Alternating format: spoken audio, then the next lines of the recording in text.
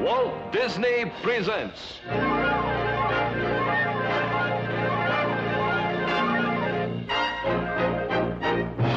from Adventureland, His Majesty, the King of Beasts.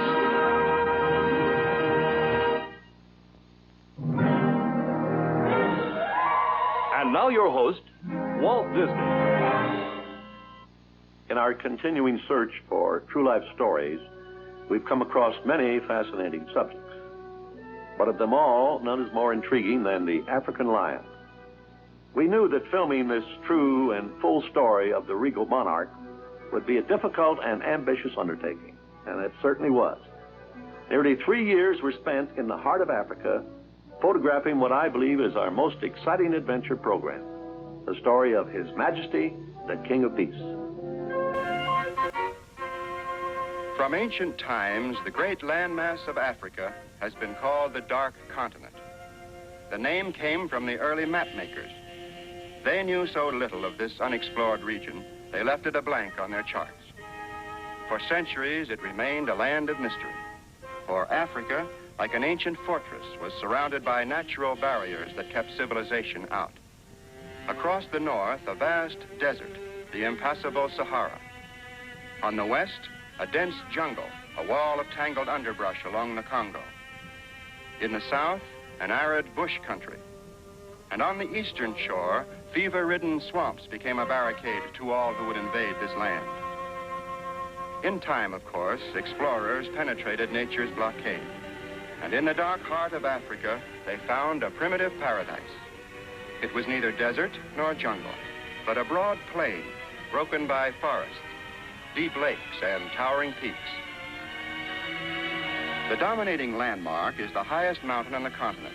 It stands practically on the equator. This is Mount Kilimanjaro, rising 19,000 feet into the African sky. Its crest, thrusting through the clouds, wears a permanent mantle of snow. Here in its shadow, our story begins, for this is the realm of the African lion.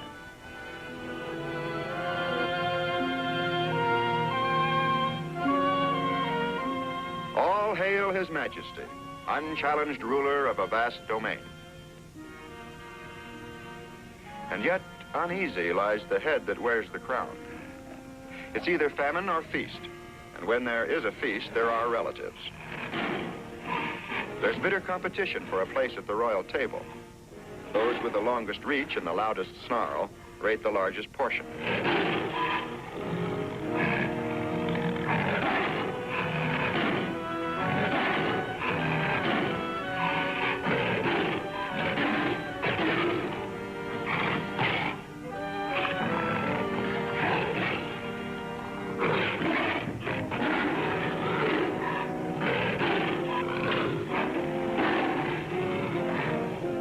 From infancy, heirs apparent learn that a lion's lot is not a happy one.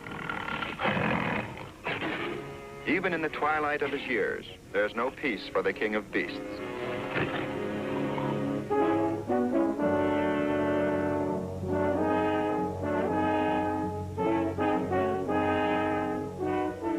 Weakened from age and crippled from battle, only lowly scavengers show concern for the state of his health.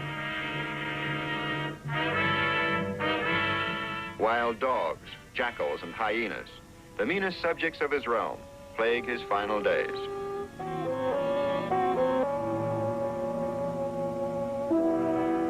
But the fate of a single monarch is of little moment in the intricate pattern of nature's plan.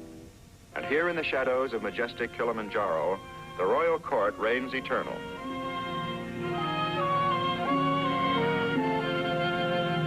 This is the land of the lion, the broad expanse of the Serengeti Plain, populated by countless thousands over which he rules. These, his subjects, one and all, from the highest to the lowest, pay homage to their monarch, the King of Beasts. And so, all hail His Majesty, unchallenged ruler of this vast domain.